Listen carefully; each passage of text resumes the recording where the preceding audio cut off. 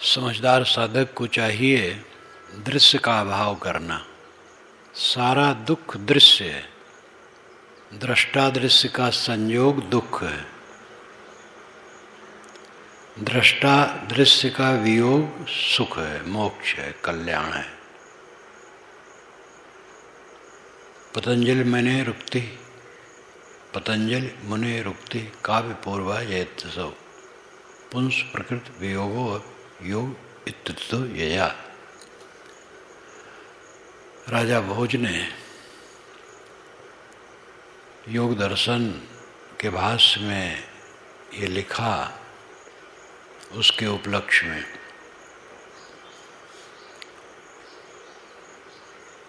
कि पतंजलि महाराज की योग दर्शन की जय हो। उन्होंने प्रकृत पुरुष के वियोग को ही योग कहा है।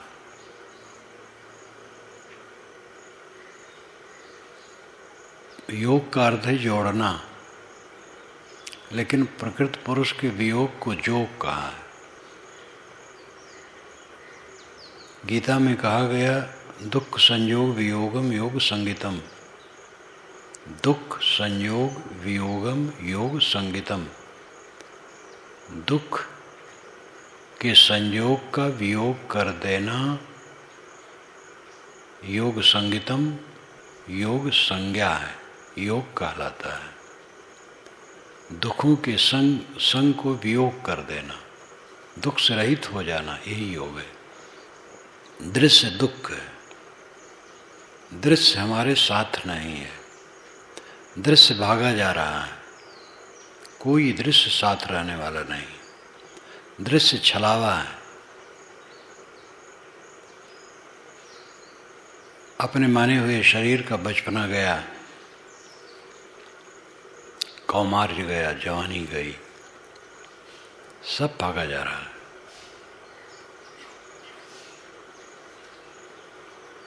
प्राणी पदार्थ मिले और गए, अनुकूल प्रतिकूल आए और गए।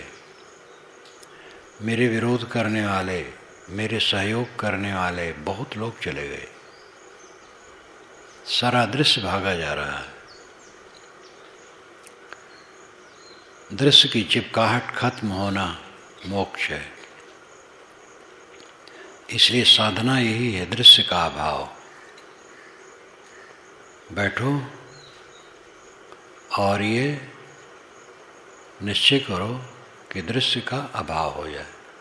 न सोचना, दृश्य का अभाव है। दृढ़ता से साधना में लगते लगते सिद्ध होती है ये अवस्था। बहुत सरल है।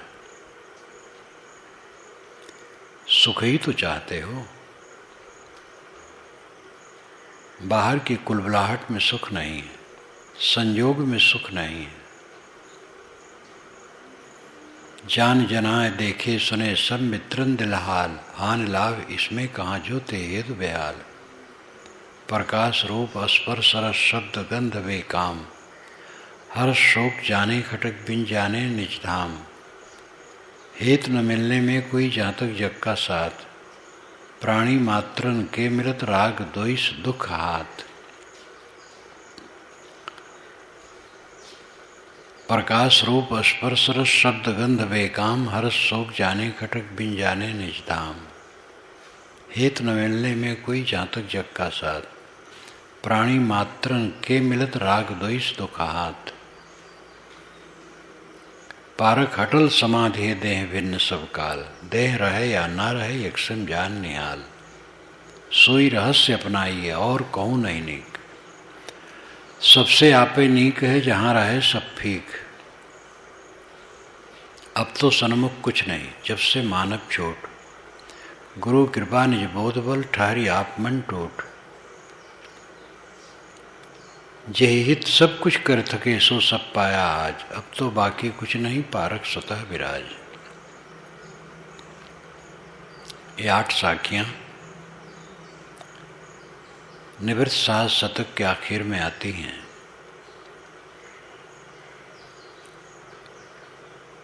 जान जनाए देखे सुने सब मित्रन दिलहाल, हानि लाभ यही में कहाँ जो ते हेतु बेहाल।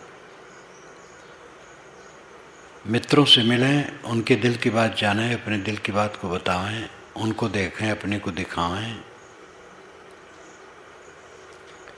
ऐसा करने से क्या लाभ है? और ऐसा न करे तो क्या हानि है?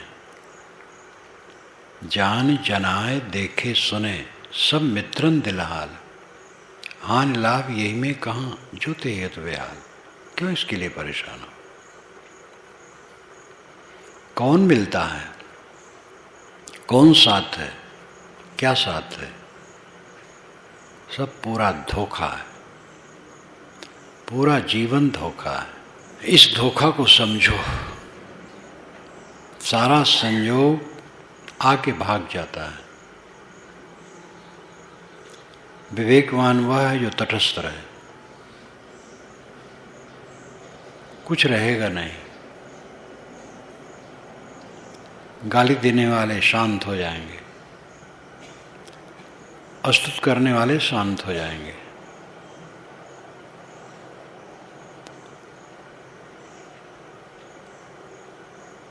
जोर से पानी बरसना शुरू होता है, वो पूरा दिन या पूरा रात नहीं रहता है। जोर से आंधी आती है, कुछ ही क्षण में शांत हो जाती है। सहना सीखो, सारा घात प्रतिघात सहो और निर्विकार होके रहो। अगर विश्व विजय चाहते हो तो आत्म विजय, विश्व विजय। विश्व का अर्थ होता है सब, विश्व ये संसार, और विश्व का अर्थ होता है सब, पूरक पूरा। वेद में विश्व का अर्थ प्राय आता है सब का सब।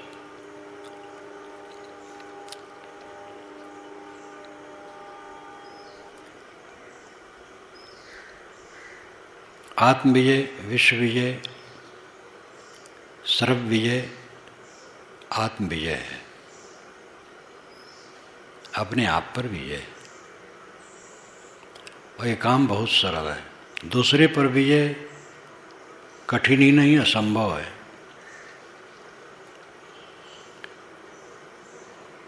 अपने पर विजय सर्वथा संभव है। अपने नकली मैं पर विजय, नाम रूप शरीर, उसके नाम रूप, उससे संबंधित उपलब्धियां, ये सबको नकार देना, ये सब का चित्त से अभाव कर देना, अपने आप संतुष्ट हो जाना, आत्म विजय। मेरा होना दो ढंग से है, एक नकली मैं, एक असली मैं। शरीर नकली मैं है, उसका नाम नकली मैं है, उसकी उपलब्धियां नकली मेरी हैं। इन सब का अभाव करना, तिरस्कृत कर देना चित्त से, ये आत्म विजय है। अपने नकली मैं पर विजय। फिर असली मैं का उद्घाटन। जब मैं था तब हरि नहीं, अब हरि है मैं ना है। हरि कोई अलग नहीं है, हरि है असली मैं, और मैं है नकली मैं। जब मैं था, नकली मैं था, ये नाम रूप शरीर, इसकी उपलब्धियां, इनमें जब तक चिपकाहट थी तब तक हरि नहीं था, तब तक ब्रह्म परमात्मा खुदागाढ़ सत्य निर्वाण कल्याण नहीं था। अब हरि है मैं ना है। अब मैं नहीं रह गया, नकली मैं नहीं रह गया। देह दो देह जब दूरी बहाए, गुरु शिष्य पारक कहलाए। पूर्ण साहब ने कहा। पूर्ण साहब 32 वर्ष की उम्र में शरीर से छोड़े। ऐसे पुरुष तो जन्म जन्मांतर के संस्कारी होते हैं, पहले जन्म में ही बहुत काम कर चुके थे, कुछ कसर थी तो आ गए। ये हैं शंकराचार्य हैं। कुछ ऐसे लोग होते हैं जो दिव्य संस्कारी होते हैं। गुरु शिष्य पारक कहलाए, दो देह जब दूर बहाए, पारख में समता हुई जाई, शिष्य भाव न रहे गुरु आई। देह भाव से दास कहावे, पारक भाव से एक हुई जाए।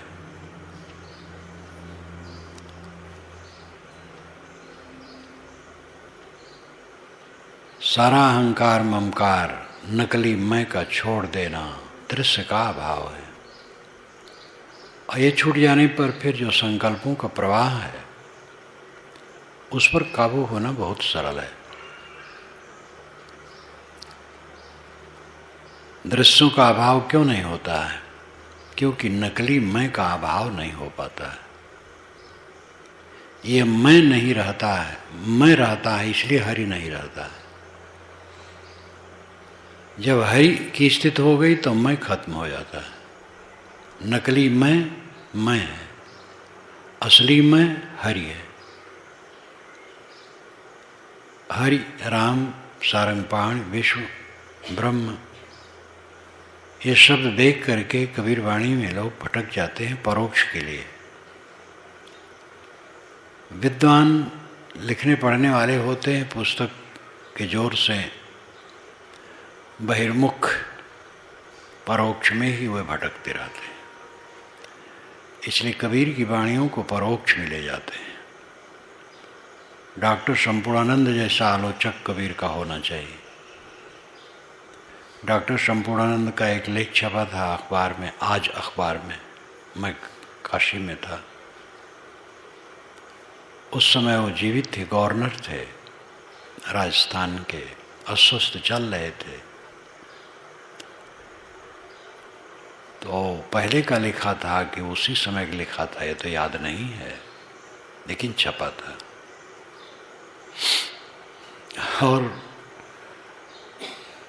और कुछ बातें थी। उन्होंने कहा हाँ, वृंदावन में लल्ली लल्ला बहुत घूमते हैं, रास रचाते हैं, ये सब कुसंस्कार है।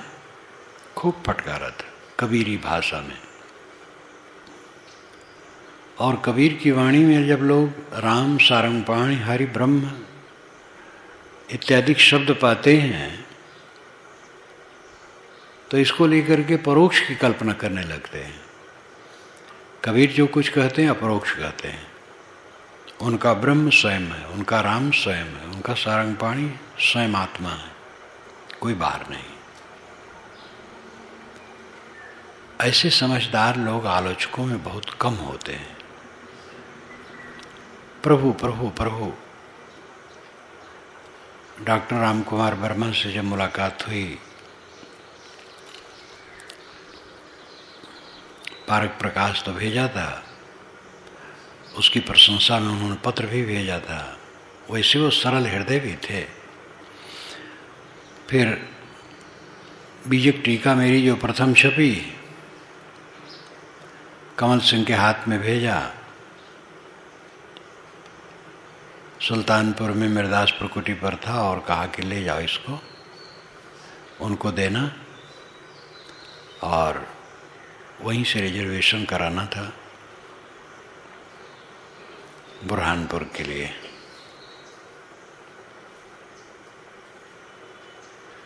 तो बुरहानपुर के लिए या कहाँ के लिए याद नहीं। तो फिर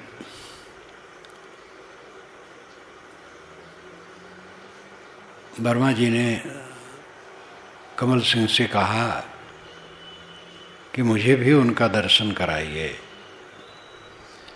तो जब आया तो रात इलाहाबाद स्टेशन पर ऊपर कमरे में रहा और गाड़ी हमारी देर में थी। दिन में वर्मा जी से मिलने गया। तब तक वे बीजक की भूमिका पढ़ चुके थे और पहुँचते ही कहे, आपने तो हमें लिया ही नहीं, हमारे शिष्यों को लिया इसमें, हमारे शिष्यों के लेख हैं, मुझे लिया ही नहीं। मैं तो प्रभु की सेवा कर रहा हूँ। प्रभु प्रभु बहुत कहते थे। मैंने कहा, आपकी पुस्तक मेरे पास नहीं थी। तुरंत ही अंदर से ला करके उन्होंने कबीर का रहस्यवाद और संत कबीर जो उनकी ग्रंथावली है, दोनों दिए। उसमें लिखे भी बड़े आदर से।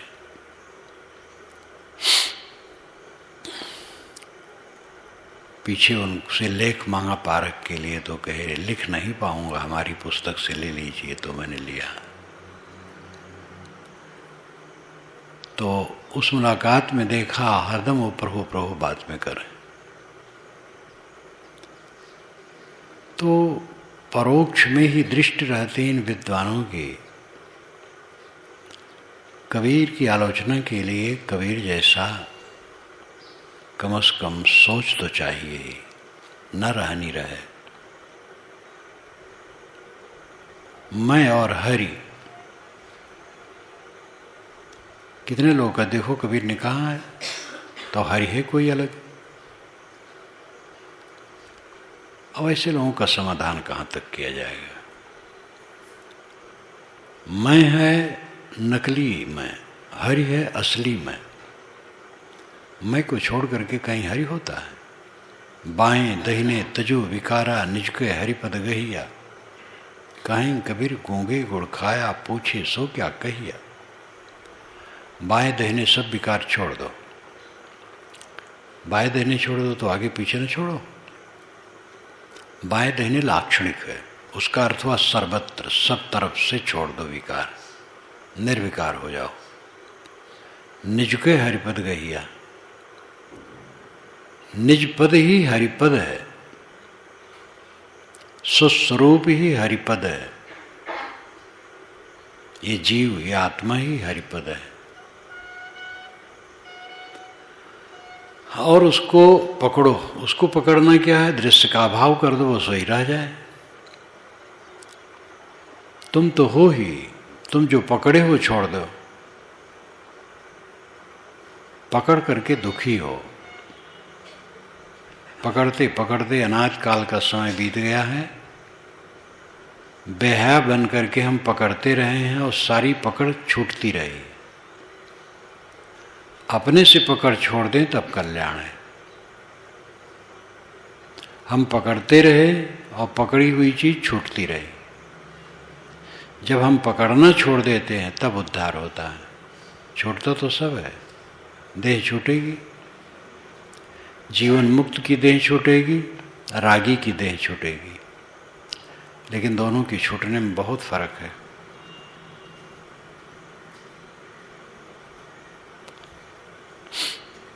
मीरदाद उपन्यास में ये बात आती है, जो ईसाई लेखक हुए हैं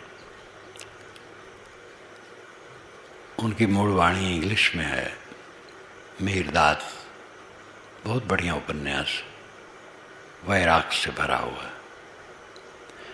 ईसाई थे लेकिन ईसा का नाम पूरे उपन्यास में एक जगह भी नहीं लिया है। उनकी कुछ पुस्तकें हैं जिसमें ये मुख्य पुस्तक मानी जाती है और स्वयं भी उसको वे मुख्य मानते हैं। इसी नवापारा का एक सज्जन मेरे पास भेजा था 2 वर्ष पूर्व, मीरदाद। उन्होंने भी लिखा है कि धरती माता का दूध पीने की जब तक लालसा है, ये चुंबक खींच करके इस संसार में लाता रहेगा। धरती माता का दूध का मतलब है विषय वासना, ये दुनिया का राग रंग। सांसारिक आकर्षण जब तक है, ये आकर्षण चुंबक खींच करके जीव को फिर ले आएगा। जब इसके दूध पीने की इच्छा बिल्कुल खत्म हो जाएगी तब ये नहीं आएगा।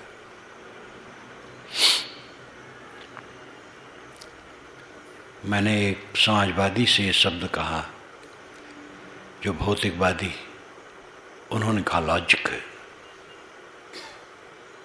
तार्किक है, वैज्ञानिक है, सच है।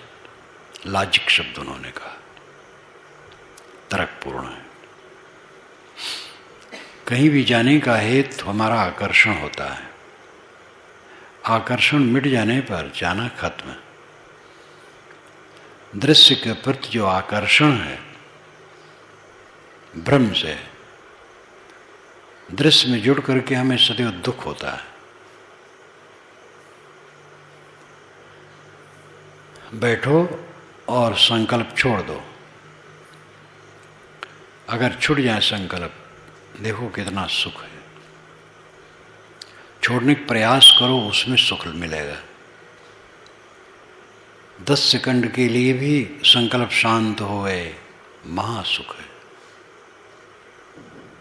संकल्पों की डोरी दृश्य में हमें बांधती है।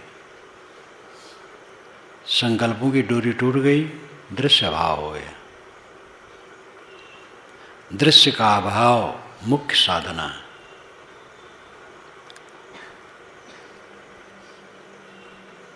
दृष्टाभ्यास में ही फलता है। साक्षी भाव में रहते रहते ये पक्का होता है और उसके लिए वैराग की जरूरत है। जब एक साधक ने गीता प्रेस से निकलते हुए कल्याण के संपादक से पत्र द्वारा प्रश्न किया कि मैं ध्यान करता हूं लेकिन मन ठहरता नहीं। संपादक ने उत्तर दिया, वैराग की कमी है। कबीर साखी पढ़ो। उस समय वो कबीर साखी पढ़ा होगा, मनन चिंतन किया होगा, ख्याल होगा। कबीर साखी पढ़ो। कबीर साखी में वैराग भरा है, यानी वैराग के संकेत भरे हैं, उपदेश भरे हैं। कबीर वाणी वैराग से भरी और जगह जगह अन्य वाणियों में भी वैराग है। वैराग सारे दुखों की औषध है। वैराग के बिना किसी का दुख दूर नहीं हो सकता है।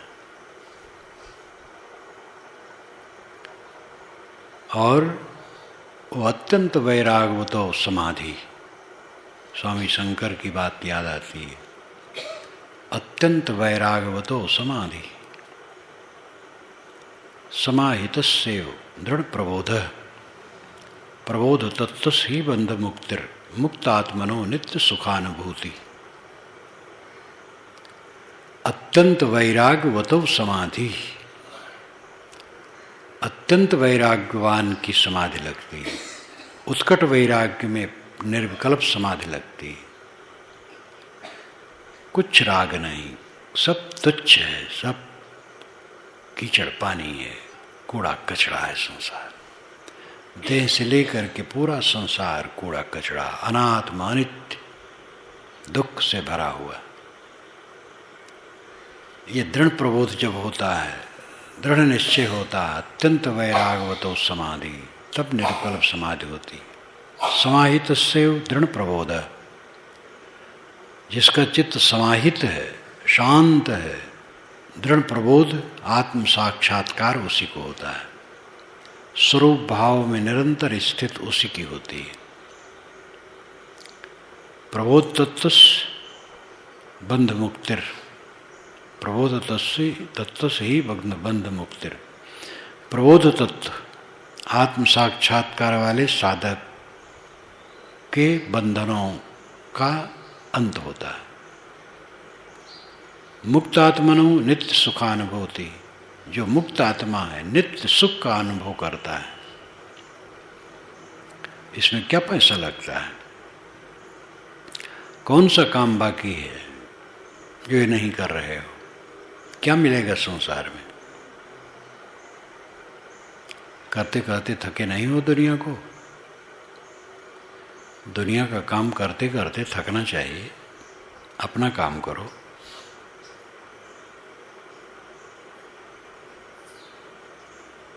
जान जनाए देखे सुने सब मित्रन दिलहाल, हान लाभ इसमें कहाँ जो ते हित बयाल। प्रकाश रूप स्पर्श रस शब्द गंध बेकाम, हर्ष शोक जाने खटक बिन जाने निज धाम। प्रकाश चाँद सूरज, आग के प्रकाश, तारे के प्रकाश, और इसमें दिखते हुए समस्त नर नारी, वन पर्वत, रेगिस्तान, हिमालय, समस्त दृश्य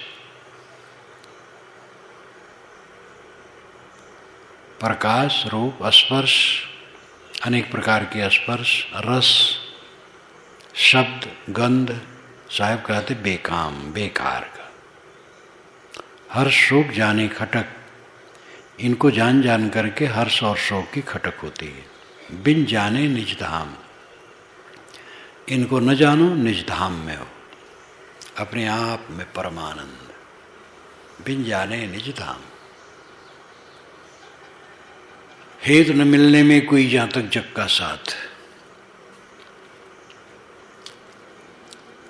प्राणी मात्रन के मिलत राग द्वेष दुख हाथ, जहाँ तक दुनिया में साथ होता आया है, इनसे मिलने में कोई प्रयोजन नहीं है। प्राणी मात्र मिलेंगे, राग या द्वेष झंझट बढ़ेगी और कुछ नहीं होगा। इसलिए मिलने की चेष्टा छोड़ो, हटो।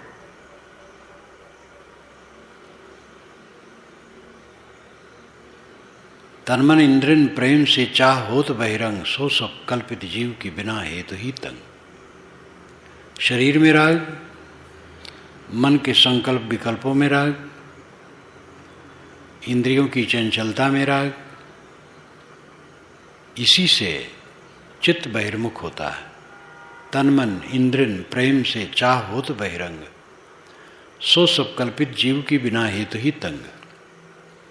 वो सब तुम्हारा कल्पित है, बिना प्रयोजन पीड़ित हो रहे हो।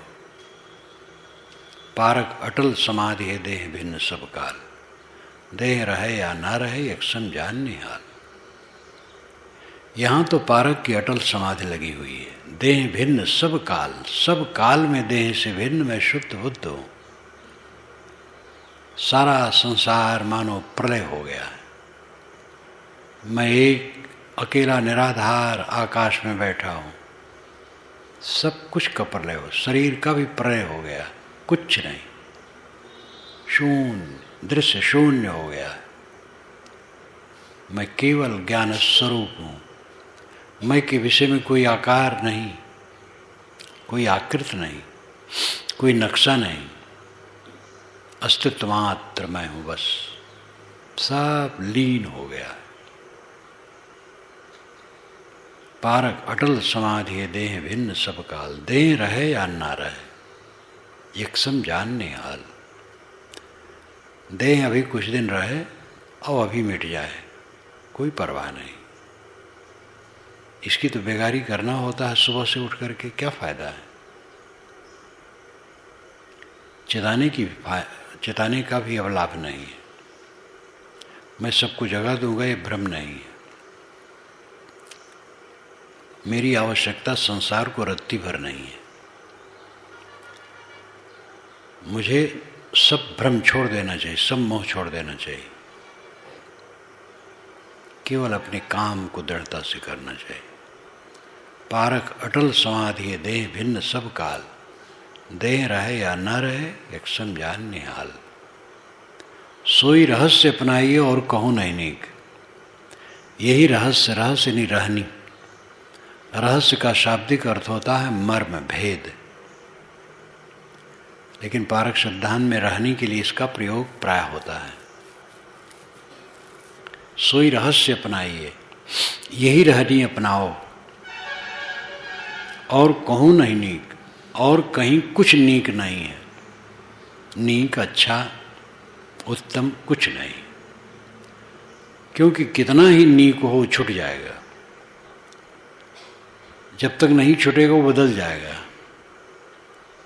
सब बदलेगा। अपने शरीर का रूप रंग आकार बदलेगा, मित्रों के शरीर का सब कुछ बदलेगा, चीज़ें बदलेंगी, खोएंगी। एक एक मित्र संसार से छूट चले जाएंगे, अपना शरीर भी चला जाएगा। कितना ही नीक मानो, अच्छा मानो, रहने वाला नहीं, और कहूँ नहीं नीक। सबसे आपे नीक है, जहाँ रहे सब फीक। सबसे नीक अच्छा अपने आप है। उस अपने आप में जो रहता है उसके लिए सब फीका हो जाता है, बाहर का सब फीका हो जाता है। ऊपर की सब बादी, अंत फलेगी माहली, ऊपर की सब बादी। अंत फलेगी माहली, बोध का मतलब क्या है? माहली हो जाना, महल के अंदर हो जाना, अपने स्वरूप स्थित के महल में हो जाना। ऊपर की सब बात, ऊपर का सब निरर्थक है। सोई रहस्य अपनाइए और कहूँ नहीं नीक। सबसे आपे नीक है, जहाँ रहे सब फीक।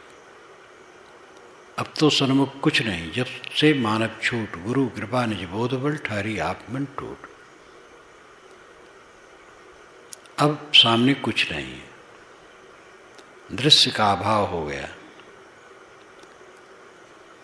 और जब दृश्य आता भी है तब भी समझते वो अलग है। जब से मानना छूट गया, मानना, मोह मानना, बैर मानना, राग मानना, द्वेष मानना, अपना मनाया, अपना मानना, पराया मानना, ये मोह ममता का चक्कर जब से छूट गया, अब तो सन्मुख कुछ नहीं, जब से मानव छूट।